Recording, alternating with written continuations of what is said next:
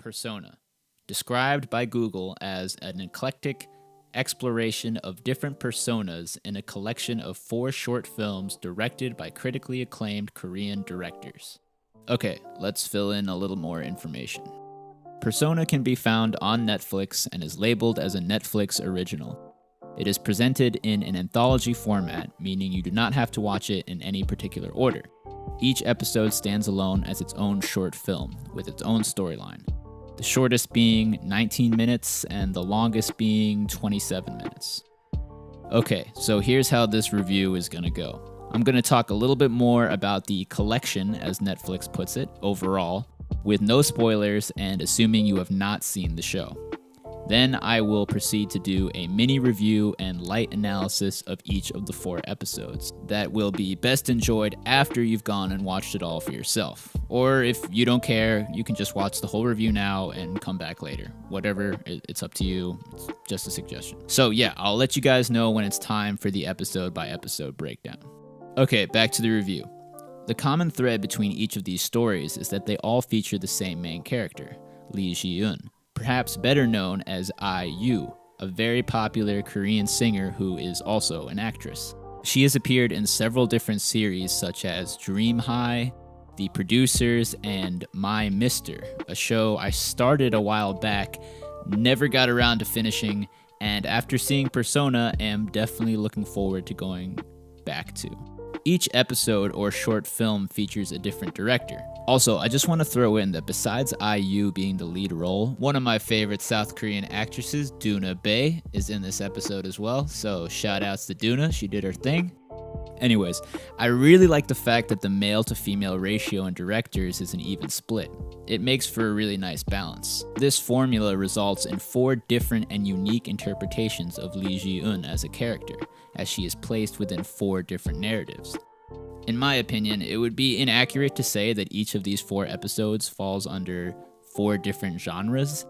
Netflix has the whole thing under cerebral. Yeah.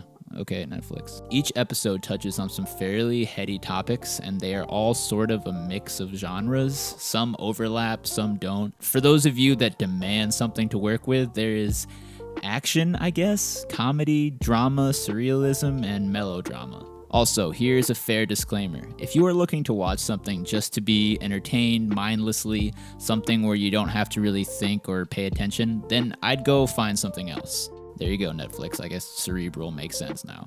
But for those of you who love analyzing and dissecting filmmaking as an art form, I would definitely recommend this. Even if you're just a Korean cinema addict like me, I'd check it out. It's basically like watching one whole movie. It's like 90 minutes total, so not a large time commitment. Okay, so my opinion overall of Persona is that it's a nice little short film fix if you're into that kind of thing. Some interesting stuff to be sure that makes you think about life, death, love, God, and chickens.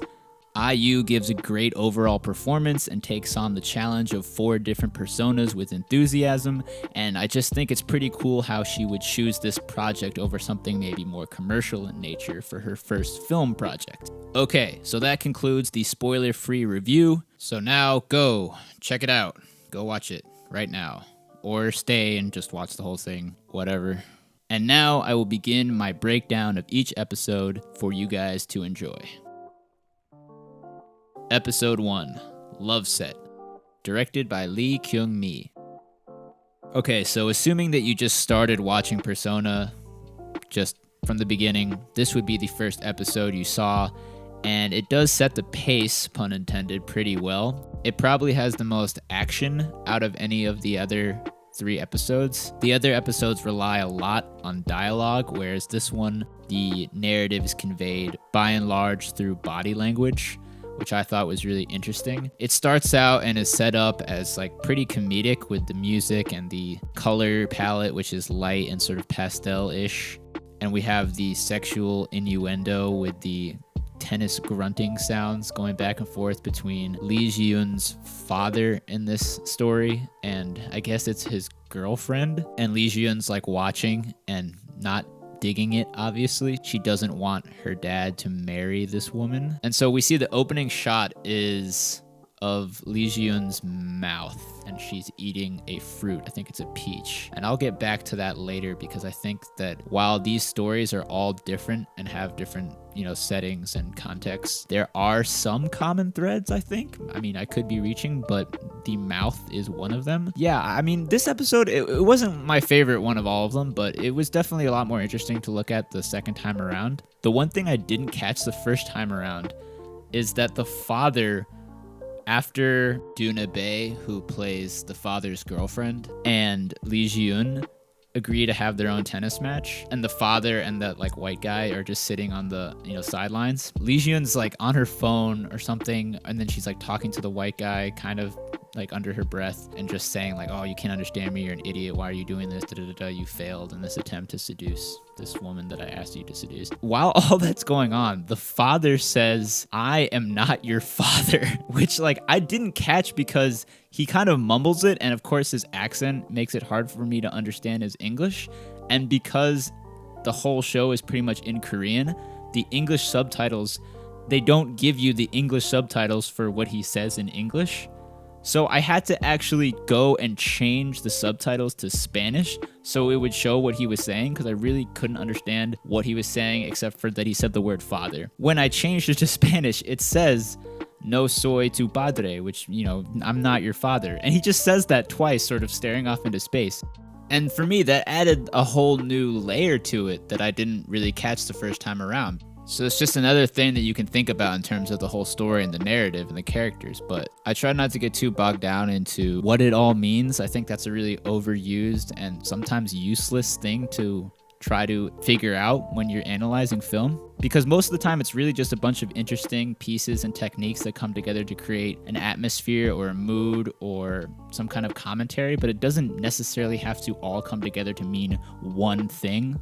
Ambiguity is just as powerful a tool in filmmaking as, some kind of specific message that you either get or don't get. Another thing I wanted to say about this episode is that when I've watched it for the first time, I hadn't done any real research on the show. I was just watching it pretty much blind. And I was kind of thinking that, wow, this is really sexualized. The opening scene, obviously, you have the father and the girlfriend. They're playing tennis, but they're making these sounds back and forth. So it's this one-on-one intimate activity together. You get it.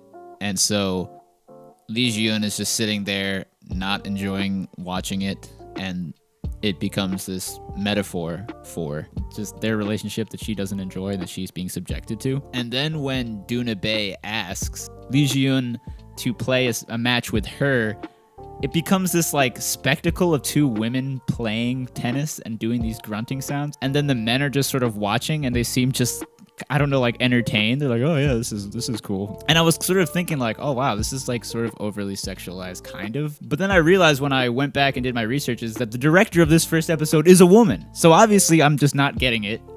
I mean, it is all about body language, and it's sort of okay, let the men go to the side. They don't really understand. They're clueless. It's just me and you, us two women. We're gonna, duke it out. I guess, maybe. And the action sequences are great. It's shot well. There's all this slow motion, and they're sweating, and they're giving it their all, and it's super intense. But I felt like that sequence kind of went on a little too long. I sort of got it after a while. And at one point, there's a break, and Doona Bae comes and hands her the tennis ball and touches her hand with her finger. And it's this moment. And again, I'm not sure. Is she being motherly and taking pity on her kind of? Or is there also this sexual tension between Doona Bae and Lee Ji-eun? Because as we saw in the beginning, the metaphor for sex was set up with a tennis game between two people, and where it was a man and a woman in the first match, it is now two women in the second match, and they're both making the sounds and everything. Overall, this episode was fine. I thought the look of it was great. The colors were nice. But ultimately for me, it was just about one thing. And then once that one thing was set up, it sort of just rode that till the end. But there was some other backstory about the characters insinuated, so it wasn't bad. Wasn't my favorite. But it definitely did a good job in setting the pace and the tone for the rest of the series. Episode 2, Collector. Directed by Im Pil-sung. This episode in particular was inspired by one of Lee Ji-eun IU's actual songs. The director was inspired by the song Jam Jam. I need some sugar, I need something fake. 진심이란 게 뭐야? 난 상관 안 해. 둘 다 알잖아. 곧 끝날 텐데. 식기 전에 날 부디 한껏 녹여줘.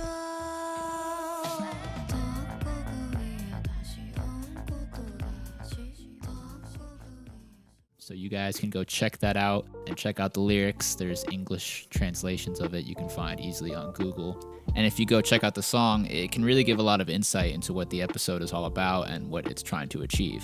Okay, so it's not like the opening shot, but it's the opening shot in terms of the actual physical scene. The opening shot is actually her in this, I guess, symbolic space where she's doing yoga, and he's like, since the first time I met you, I knew you were special and had many secrets. But like the real true opening shot where they're actually sitting in the first scene, once again we open with Lee Ji-eun's mouth.